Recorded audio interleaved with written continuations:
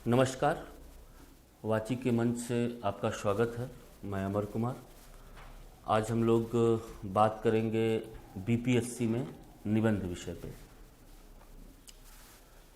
निबंध की बातें करने से पहले मैं आप लोगों को शुभकामनाएं देता हूं कि आप लोग पीटी की जो होने वाली परीक्षा है उसमें अच्छे अंकों से उत्तीर्ण हो जाएं और मेंस के लिए अपने पूरे जोश और संकल्प के साथ आगे बढ़ें। संकल्प मेरा मानना है कि हर व्यक्ति लेता है और संकल्प को लेकर मैं बस 1 मिनट की बात करूंगा कि तिब्बत और ख़ास करके इजिप्ट का जो एरिया है वहाँ पे कुछ कहावतें प्रचलित हैं। उन कहावतों में एक कहावत बड़ी ख़ास है कि 10 को बुलाओ तो 1 पहुंचता है। वहीं कुछ लोगों का मानना है कि 1000 जाते हैं तो 1 पहुंचता है।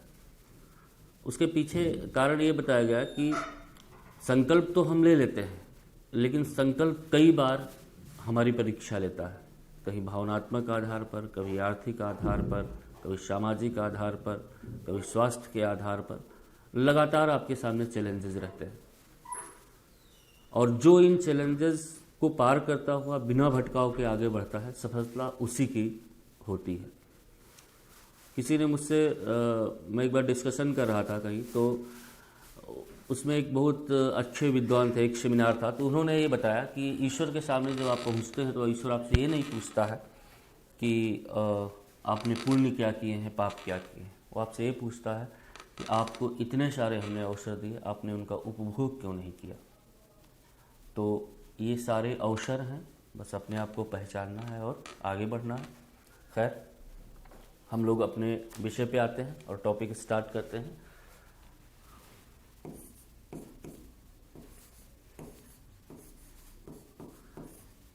ऐसे इन बीपीएससी।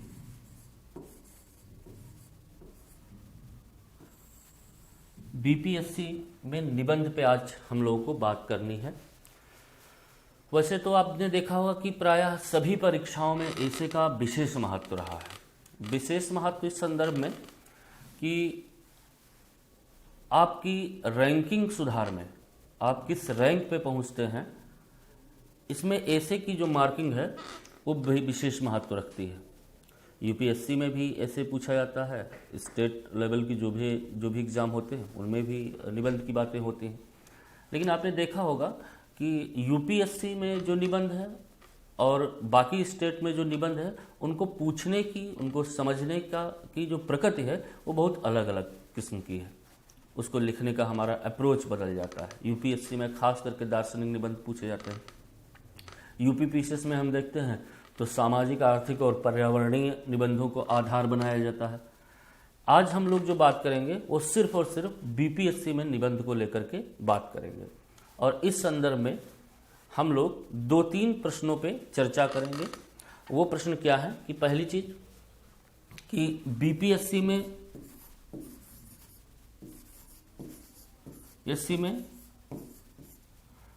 निबंध क्यों ऑप्शनल की जगह पर निबंध को क्यों शामिल किया गया। दूसरी बात, ये अवसर है या चुनौती।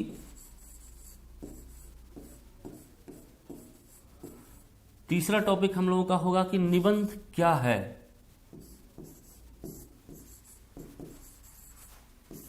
निबंध क्या है। और चौथा टॉपिक होगा आर्ट ऑफ एसे राइटिंग, निबंध लेखन कला।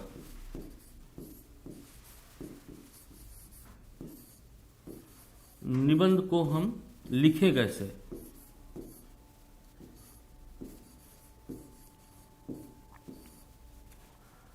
सबसे पहली बात देखते हैं कि बीपीएससी में निबंध क्यों आया।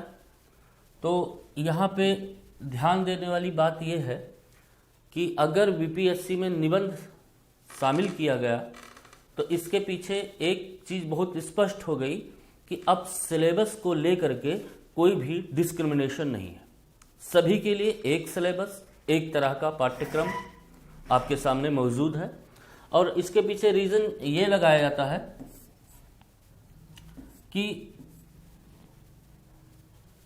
जब आप एक तरह का पाठ्यक्रम पढ़ेंगे तो आपकी एक तरह की मानसिकता होगी, और जब एक तरह की मानसिकता होगी तो हमारा एक प्रशासन होगा। यानी एक पाठ्यक्रम, एक मानसिकता, एक प्रशासन की बात।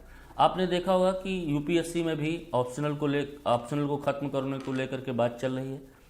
यूपी में इसको लेकर के आंदोलन हो रहा है कि ऑप्शनल को ख़त्म किया जाए, क्योंकि कई बार उसमें लोगों को जो है फ़ायदा नहीं मिल पाया है। तो यहाँ पर बस हम इतना समझेंगे, इस प्रश्न का आपके सिलेबस से कोई मतलब नहीं है, लेकिन एक बेसिक जिज्ञासा के कारण हम लोगों ने इसका आंसर जाना कि वो एक तरीके के पाठ्यक्रम के माध्यम से एक तरीके की मानसिकता को तैयार करने का प्रयास है। अब आ जाते हैं हम लोग कि यह अवसर है कि चुनौती। तो चुनौती को पहले देखते हैं कि चुनौती क्यों है। अगर चुनौती को माना जाए कि चुनौती है तो क्यों है, इसके पीछे 2-3 रीज़न है। पहली बात तो कुछ लोगों का ऑप्शनल तैयार हो चुका है, वो लगातार मेंस और इंटरव्यू दे रहे हैं। कुछ लोग सिलेक्ट हो गए हैं। मैं वैसे बहुत सारे लोगों को जानता हूं जो अपनी रैंकिंग को सुधार करने के लिए फिर से तैयारी कर रहे हैं। तो जिनका तैयार हो चुका है और जो इसके सहारे काफ़ी आगे बढ़ गए हैं, उनको निबंध एक चुनौती के रूप में लग रहा है। लेकिन आप यकीन मानिए कि निबंध बीपीएससी के सिलेबस में एक चुनौती नहीं है। क्यों नहीं है? सबसे पहली बात हम देख लेते हैं चुनौती क्यों नहीं है। क्योंकि निबंध, बीपीएससी में निबंध का आना कोई नई बात नहीं है। हिंदी के पेपर में आप लगातार निबंध लिख रहे हैं, एक निबंध लिख रहे हैं। दूसरी चीज आप देखेंगे, पहली चीज तो कॉन्टिन्यूअस आप लिख रहे हैं, लगातार आप निबंध लिख रहे हैं। दूसरी चीज क्या है कि जीएस फर्स्ट और जीएस सेकेंड पेपर में जो क्वेश्चंस पूछे जाते हैं 38 मार्क के, और उनकी जो शब्द सीमा 500 से 700 के आसपास रहती है। तो आप देखेंगे कि जो जीएस फर्स्ट और सेकेंड पेपर के जो क्वेश्चन का जो नेचर है वो भी लगभग निबंध जैसा ही है। तो वैसे भी आप 16 question as just like a ऐसे लिख रहे हैं तो भी कोई दिक्कत नहीं है। यानी आप लगातार निबंध को भी लिख रहे हैं और निबंध जैसे प्रश्नों को भी लिख रहे हैं। तीसरी चीज क्या है कि ऑप्शनल में मैंने कुछ नहीं तो 200 से 400 के करीब सफल लोगों की मार्कशीट देखी है। आप देखेंगे कि 180 से 200 के बीच में ऑप्शनल, या कुछ ही ऐसे लोग होते हैं जो 210 पहुंच जाए या इसके आसपास हो। मतलब एवरेज मार्किंग हम 180 से 200 के आसपास ऑप्शनल में देखते हैं। आप यकीन मानिए कि निबंध में अगर 300 का है तो आप 250 प्लस पहुंच सकते हैं। यानी 200 प्लस तो गारंटी है कि आप 200 प्लस तो रहेंगे ही रहेंगे। आप यहाँ पर 250 प्लस होने की संभावना बन जाती है। तो 50 नंबर तो सिर्फ निबंध ऐड होने से ही आपके नंबर को बढ़ा देता है। तो ये अगर तीनों पॉइंट हम ध्यान में रखें तो निबंध को लेकर आपको बिल्कुल घबराना नहीं है, क्योंकि निबंध एक चुनौती नहीं है। अब हम देखते हैं कि ये अवसर कैसे हो सकता है। तो अवसर को लेकर के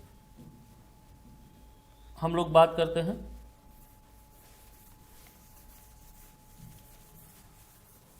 इसको अवसर को जानने के लिए हम सबसे पहले बीपीएससी के जो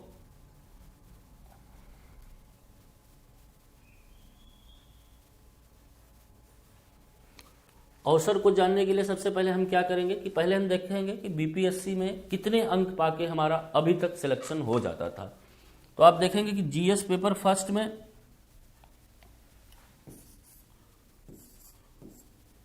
जीएस पेपर फर्स्ट आपका 300 अंकों का है। सेकेंड जो है वो सेकेंड पेपर भी आपका 300 अंकों का होता था। ऑप्शनल यानी थर्ड पेपर आपका 300 अंकों का होता था। फोर्थ में आपको हिंदी मान लेते हैं 100 नंबर की होती थी, जो कि जिसके मार्क्स नहीं जुड़ते थे, और 120 नंबर का आपका इंटरव्यू। इसके मार्क्स चूंकि नहीं जुड़ते थे तो टोटल ये 1020 के आसपास आता था आपका स्कोर। इसमें जो लोग 550 प्लस होते थे उनका सिलेक्शन हो जाता था। अब थोड़ी स्थिति बदल गई है कि यहां पर आपका ये निबंध हो गया है और ये 100 नंबर का ऑप्शनल हो गया है।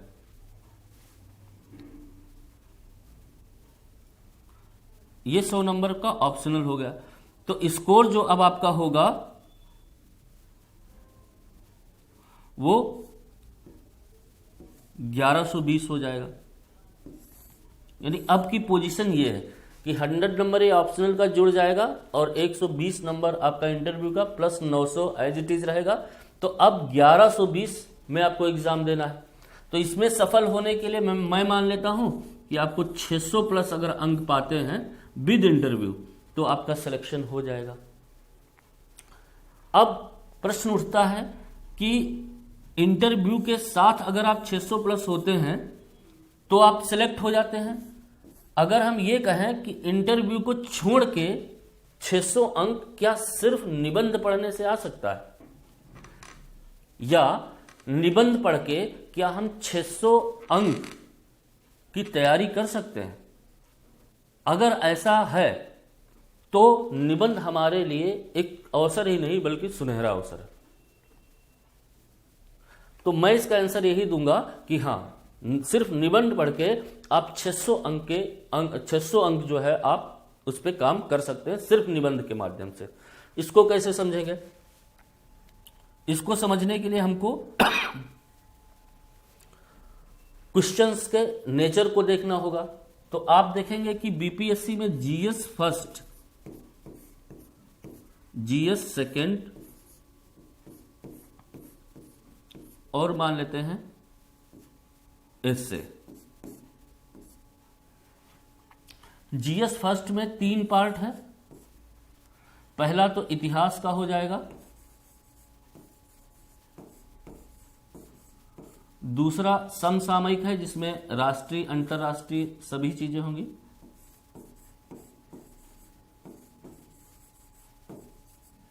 और तीसरा पार्ट इसका सांख्यिकी का है।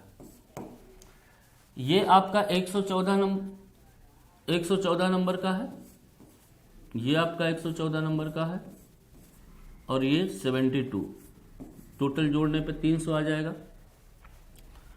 जीएस सेकेंड में भी आप देखेंगे कि इसमें राज्य व्यवस्था, अर्थव्यवस्था प्लस भूगोल और प्रौद्योगिकी पर्यावरण,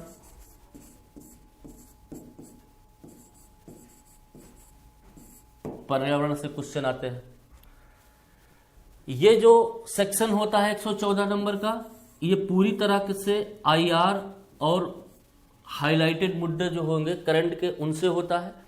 और इस पूरे पेपर में आपको 8 क्वेश्चन करने होते हैं, जिसमें से 5 क्वेश्चन, लगभग 5 क्वेश्चन आपके करंट बेस्ड होते हैं। राष्ट्रीय और अंतर्राष्ट्रीय स्तर पर अगर कोई बात उठती है तो उससे जोड़कर ही यहां पर क्वेश्चन पूछा जाता है, चाहे वो आपदा प्रबंधन हो, बाढ़ प्रबंधन हो, भारत में जाति आधारित राजनीति हो या राजनीति का अपराधीकरण हो, इस तरह से प्रश्न यहां पे पूछे जाते हैं।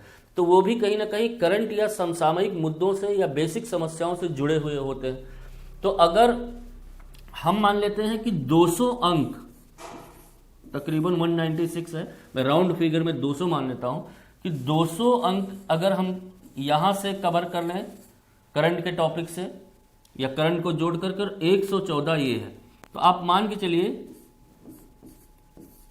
कि 304 अंक के प्रश्न जो कि फर्स्ट और सेकेंड पेपर में पूछे जाते हैं वो या तो करंट से जुड़े हुए होते हैं या वो करंट ही होते हैं, और प्लस 300 अंक का निबंध, 604 हो जाएगा। 300 अंक का जो आपसे निबंध पूछा जाएगा उसमें भी लगभग 70% जो टॉपिक्स चयन किए जाते हैं निबंध में उसमें 70% टॉपिक्स या तो करंट होते हैं या करंट से जुड़े हुए होते हैं, जबकि 30% क्वेश्चन जो होते हैं वो ट्रेडिशनल होते हैं। इसका प्रमाण क्या है? इसके प्रमाण के लिए हम आपको एक चीज बताना चाहेंगे, वो है अगर आप 66 और 67 की परीक्षा के प्रश्नों को अगर आप देखें, तो प्रश्नों को अगर आप देखेंगे तो उसमें आप देखेंगे ज़्यादातर क्वाड, ब्रिक्स, रूस यूक्रेन या कोरोना महामारी या एक राष्ट्र एक निर्वाचन, कॉमन सिविल कोड, इस तरह के प्रश्न लगभग पूछे गए हैं। स्वच्छ भारत, राष्ट्रीय शिक्षा नीति। तो और सेम टाइम में अगर आप निबंध की बात करें तो उसमें भी हम देखेंगे कि आपने देखेंगे कि भारत की सामाजिक समस्याएं क्या है, ये 66 में पूछा गया।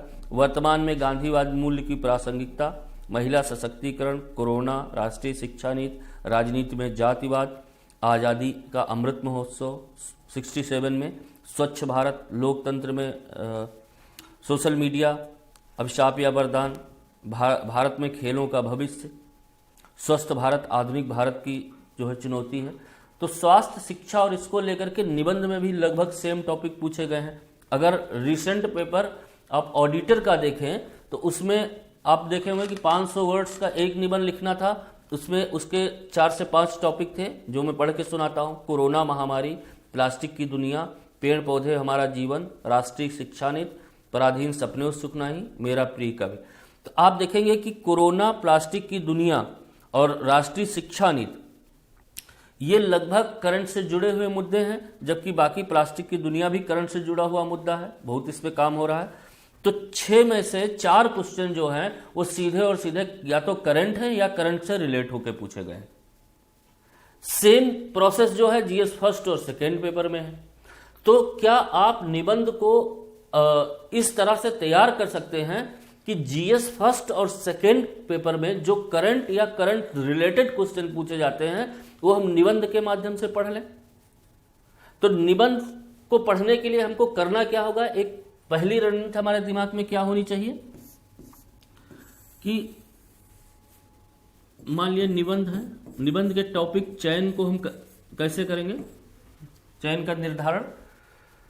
हम देखेंगे कि निबंध में लगभग 10 टॉपिक ऐसे हैं जो कि ट्रेडिशनल हैं, वहां से क्वेश्चन आता है।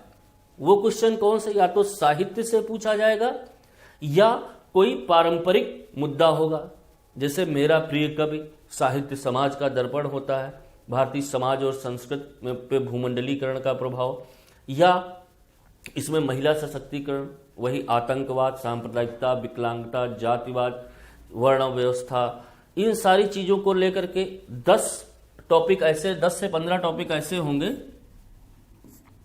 10 से 15 टॉपिक ऐसे होंगे जो ट्रेडिशनल होंगे, जहां से एक या 2 टॉपिक हमको एग्जाम में, लगभग हर एग्जाम में मिल ही जाते हैं।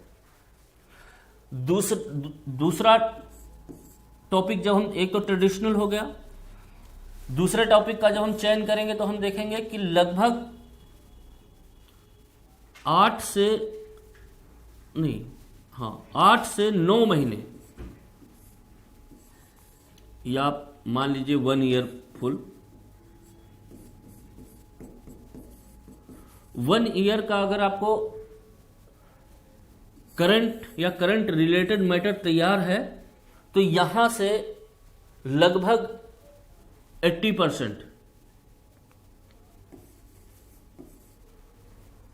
10%, 80% और 10%। निबंध में 80% जो टॉपिक्स का जो चयन होता है वो लगभग 1 ईयर के करंट या करंट रिलेटेड मैटर से होता है, और 10% का जो चयन होता है वो ट्रेडिशनल टॉपिक से होता है, और 10% जो शेष बचता है, तो जैसे आपकी परीक्षा मान लेते हैं कि 12 फरवरी को पीटी है,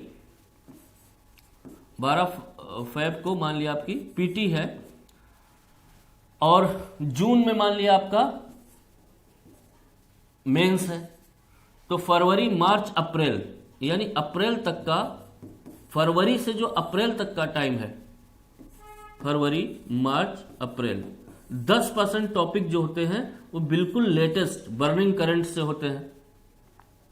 ये मतलब मेंस एग्जाम के ठीक 1 महीना पहले। तो यहां पर हम लिख लेते हैं 2 मंथ, लास्ट 2 मंथ, 2 या 3 मंथ। कुल मिला के हम देखेंगे कि अगर आप लगभग 30 टॉपिक यहां से, 15 टॉपिक यहां से और 10 टॉपिक यहां से, कुल मिला के कितने हो गए?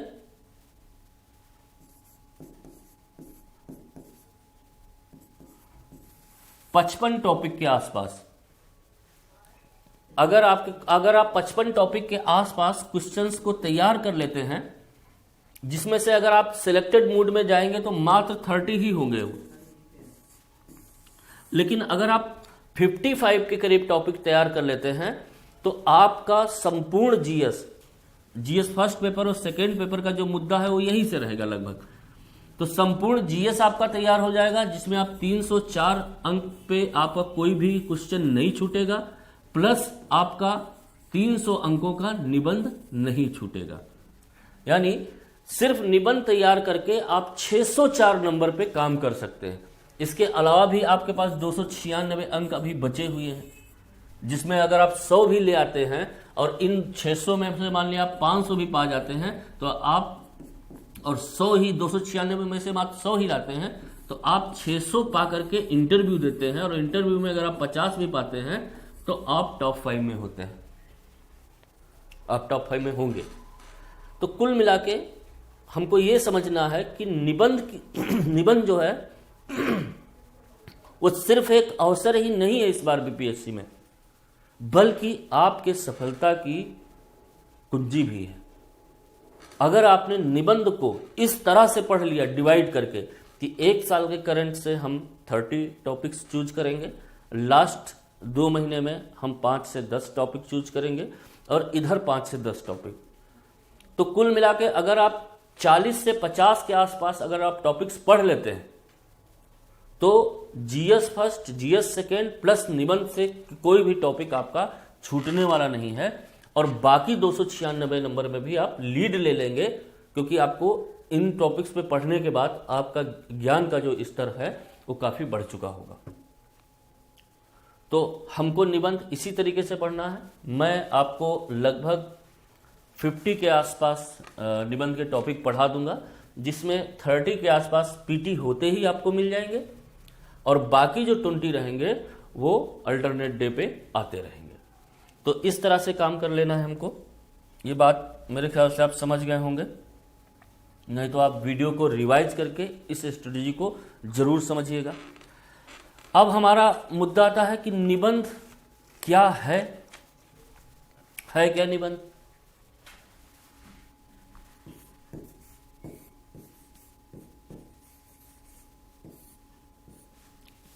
निबंध क्या है?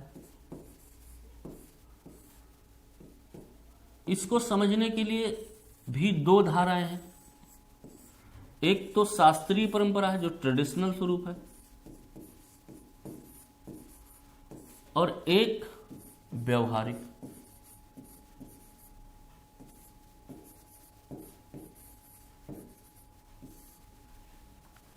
शास्त्रीय परंपरा में भी 2 धाराएं हैं, एक पूर्व की धारा और एक पश्चिम की धारा। मतलब यूरोपीय कंट्रीज में निबंध का विकास कैसे हुआ और हमारे भारतीय शास्त्रों में निबंध को लेकर के क्या विचार है, निबंध का शाब्दिक अर्थ क्या है कि जो निखिल रूप से एक बंधन हो, जिसमें संपूर्णता के साथ कसावट हो, ठीक है, वो निबंध का अर्थ है। सबसे पहले भारत में इसका उल्लेख संस्कृत साहित्य में हुआ है, और वहाँ पर ये माना जाता था कि कुछ लोग तर्क देते थे, किसी आधार को पहले स्थापित करते थे, फिर उस आधार के आधार पर कोई तर्क देते थे, और फिर उस तर्क का खंडन किया जाता था, और फिर एक सामान्य निष्कर्ष निकाला जाता था। निबंध की परंपरा में एक लंबा विवेचन संस्कृत साहित्य में हमको मिल जाता है। फिर पश्चिम में मॉन्टेन वगैरह और कई जो साहित्यकारों ने निबंध लेखन परंपरा प्रारंभ की और उसको विस्तृत किया, और भारत में भी बहुत सारे निबंध लिखे गए। तो उसमें निबंध की एक विकास यात्रा है, उसके कई प्रकार हैं। हमको लगता है ये सब जानना हम लोगों के लिए ज़रूरी नहीं है। उसका रीज़न ये है कि हम हिंदी साहित्य के विद्यार्थी नहीं हैं कि हमको निबंध पे एक लेख लिखना होगा कि निबंध क्या है, कैसे है, इसका विकास कैसे हुआ।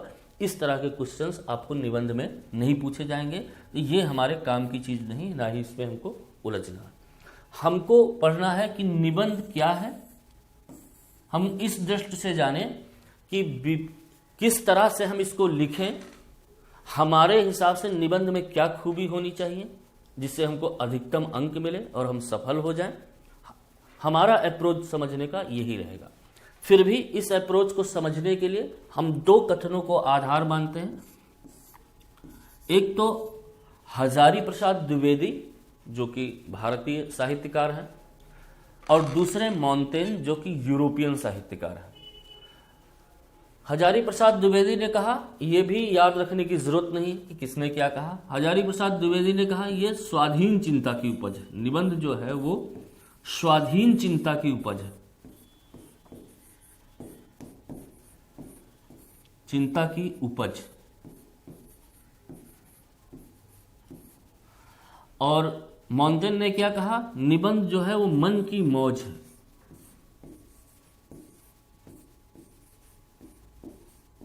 मन की मौज है। आपको लगा होगा कि दोनों कथनों में एक अजीब विरोधाभास है। ये कह रहे हैं स्वाधीन चिंता की उपज है और ये कह रहे हैं एक मौज है। वास्तव में जब इनको हम समझेंगे, इन दोनों कथनों के को, तो इनमें कोई भी हमको खास अंतर नजर नहीं आएगा। समझने से पहले आप लोगों को मैं थोड़ा सा बैक ले जाना चाहता हूं, थोड़ा क्या बहुत ज़्यादा बैक ले जाना चाहता हूं कि जब आप 5th, 3rd या 7th क्लास में रहे होंगे तो एक विषय हुआ करता था निबंध का। बाकी जब पेपर होते थे तो बड़ी चिंता रहती थी कि क्या लिखेंगे, याद आएगा कि नहीं आएगा, गलत ना हो जाए, गड़बड़ ना हो जाए। लेकिन जब निबंध का पेपर होता था तो हम लोग बड़ा प्रसन्न चित्त होते थे कि आज तो निबंध का पेपर है, जो मन में आएगा वो लिखूंगा। मतलब कि निबंध जैसे ही निबंध को लिखने से पहले ही ये बात हम लोगों को समझ में आ जाती थी कि इसमें हमको स्वच्छंदता हमारी है, इसमें कुछ भी गलत नहीं होगा। जो हमारे मन में आएगा, जो हमारी मौलिक सोच होगी, उसको हम लिखेंगे। लेकिन कुछ ऐसा भी नहीं कि हम उसमें कुछ अपशब्द लिखने लगे, गालियां बकने लगे कि हमारे मन में यही आ रहा था। तो कहने का मतलब यह है कि जो भी हमारी मन की मौज जो होगी वो हमारे आदर्श परंपराओं और मूल्यों के सापेक्ष होगी। हम अपने मूल्य, आदर्श, परंपराओं को ध्यान में रखते हुए हम हमारी जो भी सोच होगी उसका हम प्रकटीकरण करेंगे। और जब हम ऐसा करेंगे तो हमको इसमें कोई भी बंधन नजर नहीं आएगा। वास्तव में यही मौज है, इसी का नाम मौज है।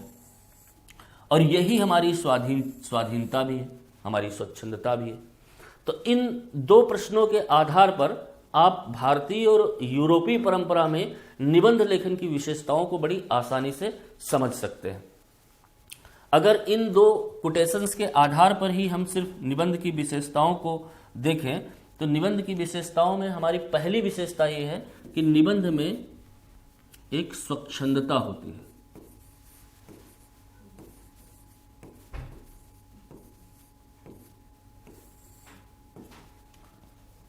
स्वच्छंदता कैसी होगी? स्वच्छंदता का मतलब, जैसे स्वतंत्रता का मतलब आवारापन नहीं होता है, वैसे स्वच्छंदता का मतलब उच्छृंखलता नहीं होती।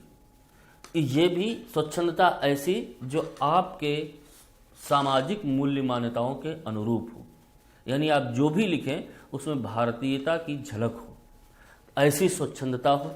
दूसरी चीज, जब आप स्वच्छंद होकर लिखते हैं, स्वतंत्र होकर लिखते हैं, तो ये जरूरी है कि उसमें एक सरस प्रवाह हो।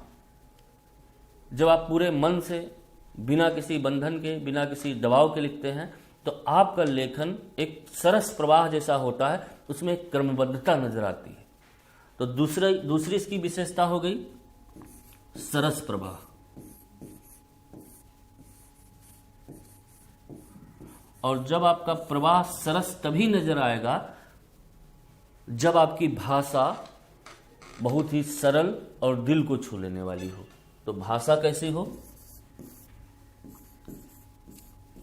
सरल और दिल को छू लेने वाली।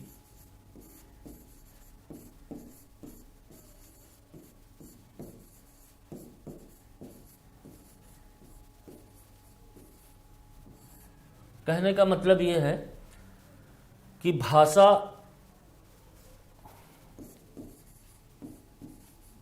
आपकी ना तो बहुत शास्त्रीय हो, ना ही अखबार किस्म की उत्तेजक हो, ना ही किसी मैगजीन की तरह बहुत ज़्यादा विचार प्रधान हो कि जिसमें बहुत ही क्लिष्ट शब्दों का आप चयन करें, बल्कि आपकी भाषा अगर मैं आइडियलिस्टिक अप्रोच में बोलूं तो एनसीईआरटी की तरह हो।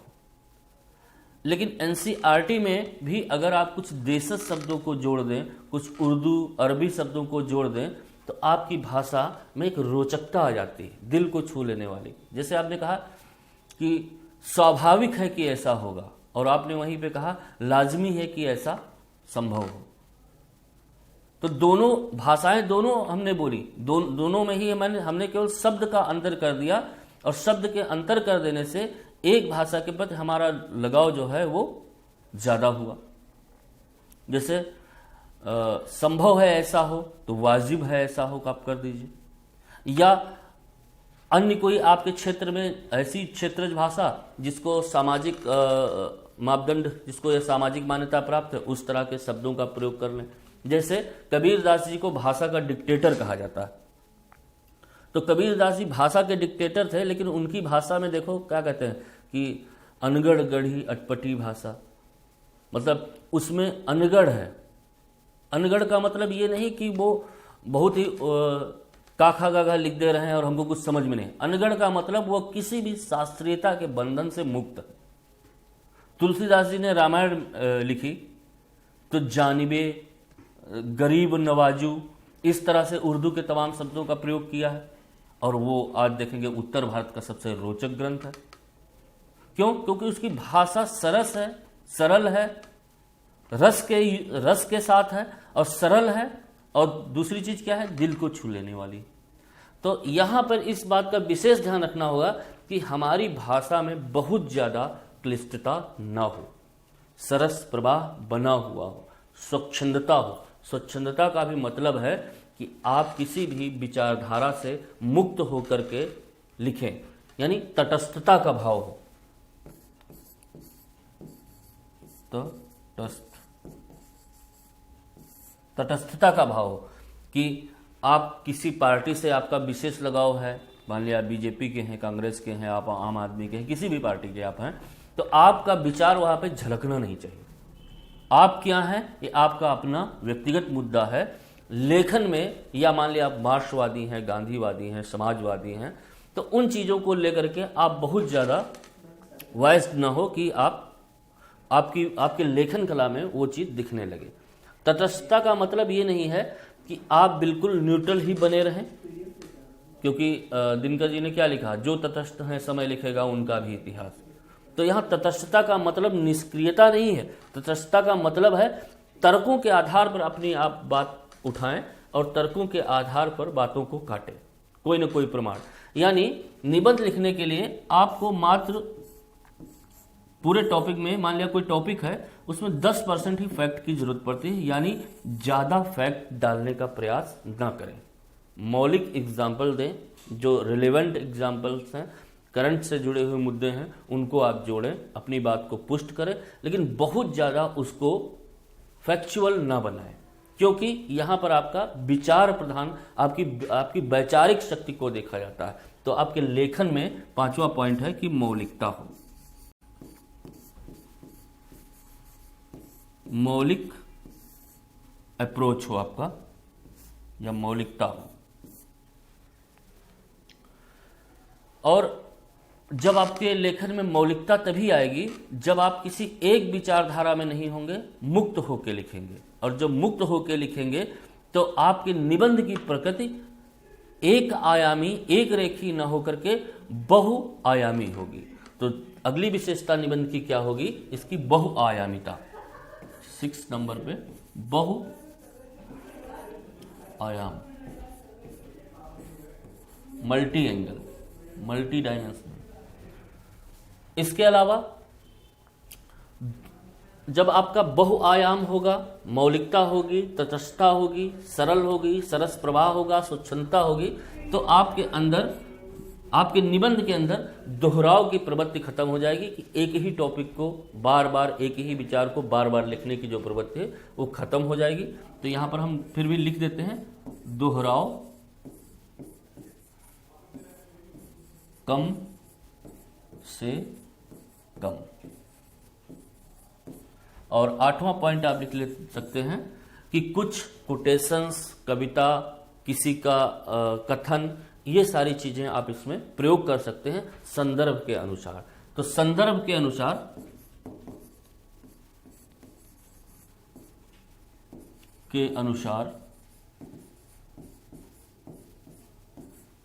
कविता आदि का प्रयोग, कविता में लिख दे रहा हूं, कविता, कथन, कोटेशन, कुछ भी आदि का प्रयोग कर सकते हैं। तो हजारी प्रसाद द्विवेदी जी ने जो कहा कि ये स्वाधीन चिंता की उपज है, और मॉन्टेन ने जो ये कहा है मन की मौज है, तो ये जो दोनों तत्व हैं, इनको अगर हम आपस में मिलाते हैं तो इन दो शब्दों का इतना अर्थ निकलता है कि स्वच्छंदता हो, सरस प्रवाह हो, सरल भाषा हो, दिल को छू लेने वाले की। मैंने पहले ही आपको बताया कि इसमें अखबारी भाषा और मैगजीन की भाषा, ये सब भाषाओं का प्रयोग ना हो। कोशिश करें कि एनसीईआरटी की तरह भाषा हो और उसमें क्षेत्रज, देशज और अन्य भाषा के शब्दों का प्रयोग करें। आपके अंदर एक तटस्थता हो जिसमें तर्क के आधार पर अपनी बात को रखें, मौलिकता हो, बहुआयाम हो, मतलब कई एंगल्स पे आप बात करें उसको, दोहराव कम से कम हो, संदर्भ के अनुसार कविता अथवा कोटेशन डालें। इसकी हम प्रैक्टिस आपको क्लास में कराएंगे। ये अभी मैंने सिर्फ इसलिए बता दिया है मैंने कि किसी भी निबंध की ये सामान्य विशेषता है। इनके बिना अगर आप निबंध लिखते हैं तो आपका निबंध के मानकों पर खरा नहीं उतरेगा। ये बात मैं यूपीएससी से लगा करके यूपी और बिहार तक की कई सिलेक्टेड लोगों की निबंध शैली को देखने के बाद, उनकी मार्कशीट देखने के बाद कहता हूं। आप चाहो तो इसको आजमा के देख लीजिएगा, और अगर आपको फायदा ना हो या आप जैसे लिख रहे हैं वैसे लिखिए एक निबंध, और एक इन आधारों को ध्यान में रख के लिखिए, आप देखेंगे आपको अच्छा अंक आएगा ही आएगा। अब बात आती है अगली कि हम निबंध को लिखें कैसे, निबंध को हमारे लिखने का हमारा अप्रोच कैसा होगा। तो इसको हम लोग, इस बात को समझने के लिए art of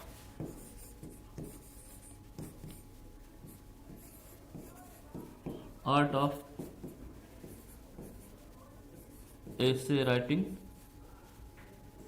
art of essay writing को समझने के लिए हम सबसे पहले टाइम मैनेजमेंट को देखें। टाइम मैनेजमेंट,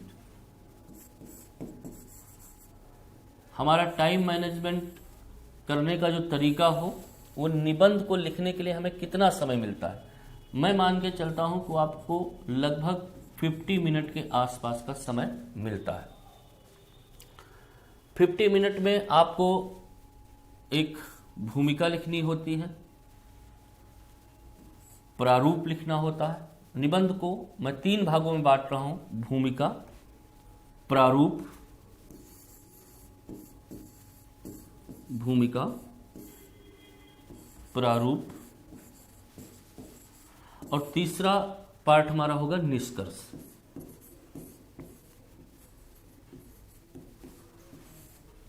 निष्कर्ष को हम 5 मिनट दे देते हैं, भूमिका को हम 5 मिनट दे देते हैं,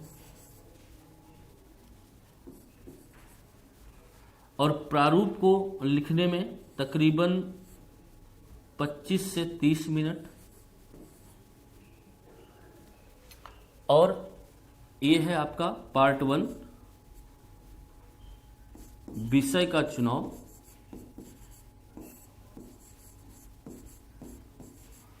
प्लस प्रारूप निर्माण।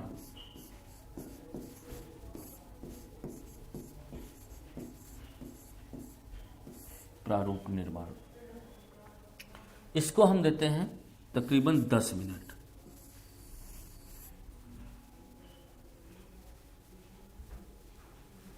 अब विषय का चुनाव हम कैसे करें, किन आधारों पर करें, प्रारूप का निर्माण हम कैसे करें। निबंध लिखने से पहले आपका प्रारूप निर्माण होना चाहिए।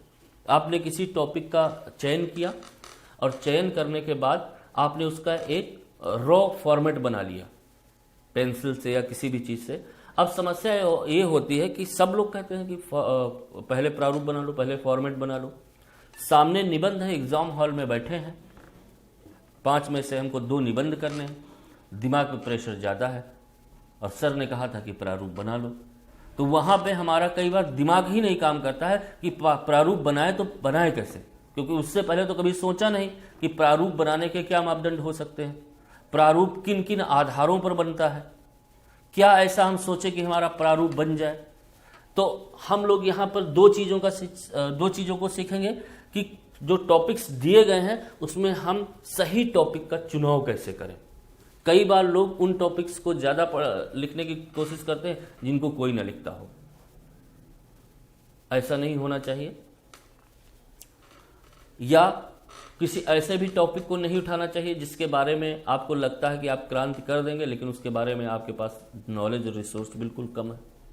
तो किस तरह से विषय का चुनाव करें, प्रारूप का निर्माण करें, भूमिका को लिखने के क्या तरीके होने चाहिए, कोटेशन से स्टार्ट करें, कथन से स्टार्ट करें, कविता से स्टार्ट करें, क्या करें, फिर निष्कर्ष और भूमिका में कैसे अंतर करें कि कई बार हमको निष्कर्ष और भूमिका एक जैसा लगने लगता है, कहाँ पर हम प्रासंगिकता का प्रयोग करें। इन सब बातों पे हम लोग सेकेंड क्लास में बात करेंगे। आज का क्लास यहीं पे हम समाप्त करते हैं और आप लोग कोशिश कीजिएगा कि इस वीडियो को 1 से 2 बार देखिएगा और जो भी चीज़ें आपको समझ में आती हैं, अगर आपको ठीक लगे तो आप उसको नोट डाउन कर सकते हैं। ठीक है, धन्यवाद। जय हिंद, जय भारत।